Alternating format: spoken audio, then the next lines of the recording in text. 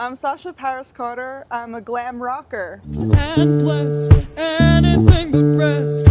I don't want to think about you no more. I said I'm booked and blessed, anything. And so, do you have like a favorite song to perform? Songbird that I wrote 2 years ago while I was super fun because there's like a syncopated part that's just really satisfying to play on the piano, and then I can just let my voice go.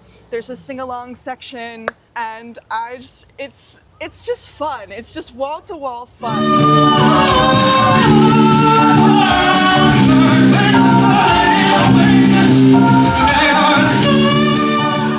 So I never perform it the same way. How do you change the performance of it if you're performing it differently? I just improvise with my voice. Yeah. Or I change up the diction or something. I have a bit of a background in opera.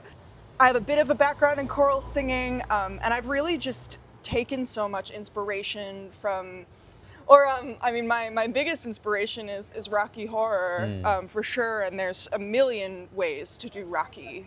So I don't know, I think improvisation it's a home for me. It really is where I think I improvise better than I understand people.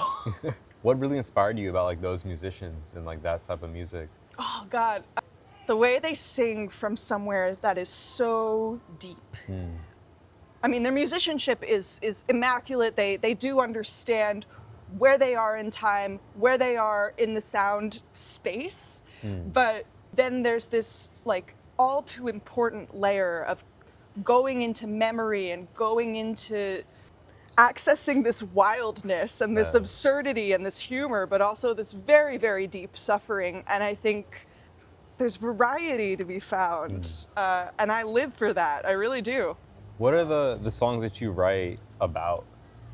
I have Ehlers-Danlos syndrome, and the symptoms were getting particularly worse and worse and worse and worse, but also having to crawl back to who I was and this persistent memory of weakness. And so it's kind of this conflict between I am a big scary rock star, You gotta understand, you gotta understand.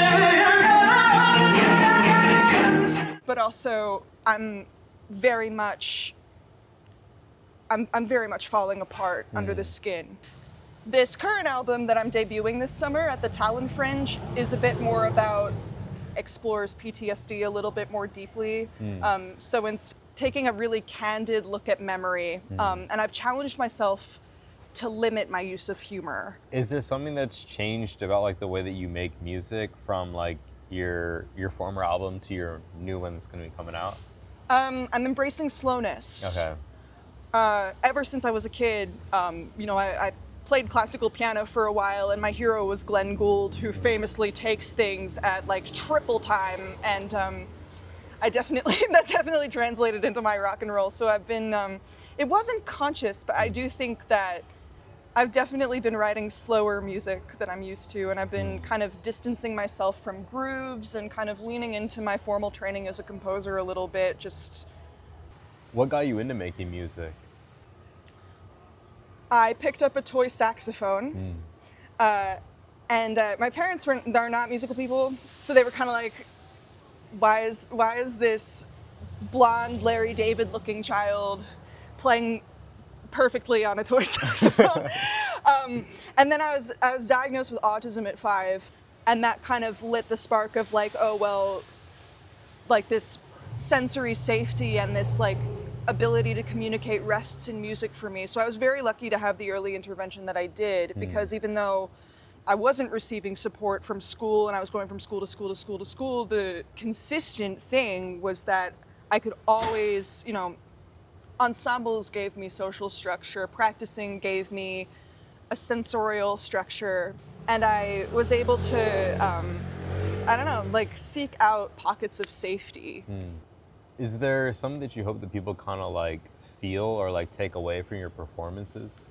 I'm a big believer in having a catharsis without self-sacrifice. And I think, I had to have a lot of big catharses myself in writing the records and performing them and practicing them, and arranging them, putting instrumentations together, making new instrumentations, experiencing that catharsis again and again and again in the practice room, so that when I get on stage, it's like, and I do something like you are an artist, I can like deliver it to people rather than scream it through myself. And I think that's, I don't know, catharsis is important, but it shouldn't erode your brain the way it used to do for me.